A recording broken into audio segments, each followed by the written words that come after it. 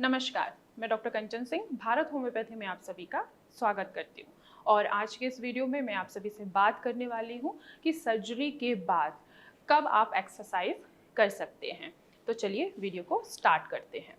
सबसे बड़ी बात कि सर्जरी के बाद फिजिकल एक्टिविटी के ऊपर काफ़ी पेशेंट्स बोलते हैं कि हमारी सर्जरी हुई है, अभी हमने वैरिकोसील की सर्जरी कराई है, तो आखिर हम कितने दिन बाद फिजिकल एक्टिविटी या कोई एक्सरसाइज हम कर सकते हैं। तो अगर हम फिजिकल एक्टिविटी की बात करते हैं तो आपको देखना होगा कि आखिर आपका कंफर्ट जोन क्या है। जैसे ही आपने सर्जरी कराई है तो आप तुरंत तो किसी भी तरीके का हैवी वर्कआउट या कोई भी नॉर्मल आप वॉक भी नहीं कर पाते हैं। तो अब इसमें आपको ध्यान रखना है कि आखिर आपकी बॉडी कंफर्ट क्या मांग रही है। आपकी बॉडी खुद बताएगी कि आपको दर्द हो रहा है या नहीं हो रहा है। आपकी बॉडी खुद आपको इशारा भी करेगी कि हाँ, आप एक्सरसाइज कर सकते हैं या नॉर्मल वॉक कर सकते हैं या नहीं कर सकते हैं। हाँ, लेकिन आपको किसी भी तरीके का अपने बॉडी के ऊपर दबाव नहीं डालना है किसी भी फिजिकल एक्टिविटी के लिए। इवन कि अगर आप ऑफिस भी जाना चाहते हैं तो भी आपको अपनी बॉडी के ऊपर ज़्यादा प्रेशर नहीं देना है। अगर आप ज़्यादा प्रेशर दोगे तो जिस चीज़ की आखिर आपकी सर्जरी हुई है, यानी कि वेरिकोसील क्यों हुआ है, कि आपके टेस्टिस में क्या हो रहा है कि जो इम्प्योर ब्लड है वो प्यूरिफाई नहीं हो पा रहा है। अब ये प्यूरिफाई क्यों नहीं हो पा रहा है? क्योंकि आपकी जो वॉल है वो डैमेज हो चुकी है। उसकी ही सर्जरी करके उसको दोबारा से रिपेयर किया गया है। अगर तुरंत सर्जरी के बाद अगर आप एक्सरसाइज कर रहे हैं या वॉक करना स्टार्ट कर दिया या आप ऑफिस जाना स्टार्ट कर दिए तो आपकी प्रॉब्लम दोबारा से रीअपीयर हो सकती है। तो पहले आपको ध्यान रखना है कि आपको अपना कंफर्ट जोन देखना है। सपोज कीजिए, मान लीजिए कि कल आपका ऑपरेशन हुआ है, तो जो पहली एक्टिविटी होती है कि आप वॉशरूम के लिए जब जाते हैं तो बिल्कुल क्या करते हैं, बिल्कुल धीरे धीरे जाते हैं।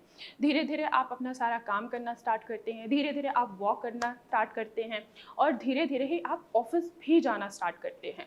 तो आपको सबसे पहले क्या ध्यान रखना है, अपना कंफर्ट जोन देखना है कि आखिर आपकी बॉडी कितना अलाउ कर रही है आफ्टर सर्जरी। अब हमें दूसरी बात आपको ये नोटिस करना है कि आखिर वेरिकोसिल आपको किस वजह से हुआ। ज़्यादातर जो मैं केसेस देखती हूँ उनमें पेशेंट की जो सबसे मेन कॉज होता है कि लॉन्ग कब्ज की शिकायत, यानी कि बहुत पहले से उनको कब्ज की शिकायत थी, उसकी वजह से उनको वेरिकोसिल धीरे धीरे डेवलप होना स्टार्ट हो गया।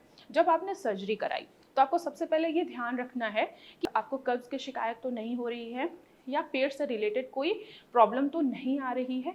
अगर आपको पेट से रिलेटेड कोई प्रॉब्लम नहीं आ रही है, अगर आपको कब्ज की भी शिकायत नहीं आ रही है, तो आप 2 या 3 महीने बाद से आप अपनी फिजिकल एक्टिविटी आसानी से कर सकते हैं। इवन कि आप छोटे मोटे एक्सरसाइज यानी कि योगा, मेडिटेशन और नॉर्मल वॉक भी आप कर सकते हैं। नेक्स्ट पॉइंट आपको ये ध्यान में रखना है कि अब आपकी सर्जरी हुई है तो आपको नोटिस करना है कि आपके जो टेस्टिस में जो वेन्स की साइज जो बढ़ी हुई थी, जो आपको वेन्स का गुच्छा दिख रहा था, यानी कि नसों का गुच्छा दिख रहा है, क्या वो अभी भी सर्जरी के बाद दिख रहा है या नहीं दिख रहा है।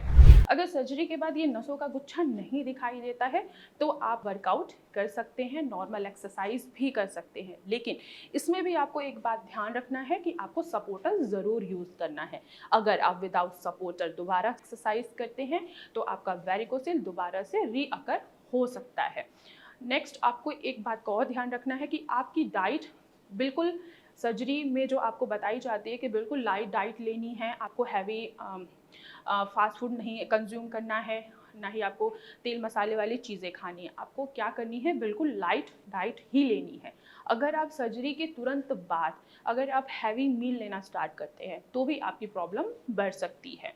जिस चीज़ की सर्जरी हुई है, जैसे कि वेरिकोसील की सर्जरी हुई है, तो वो दोबारा से रीअकर हो सकती है। अगर आप इन छोटी छोटी बातों पे ध्यान रखते हैं तो आपका वेरिकोसिल दोबारा रीअकर नहीं होगा और आप वर्कआउट भी आसानी से कर सकते हैं। तो आज की वीडियो में बस इतना ही, फिर मैं मिलूंगी नेक्स्ट वीडियो में। तब तक के लिए धन्यवाद।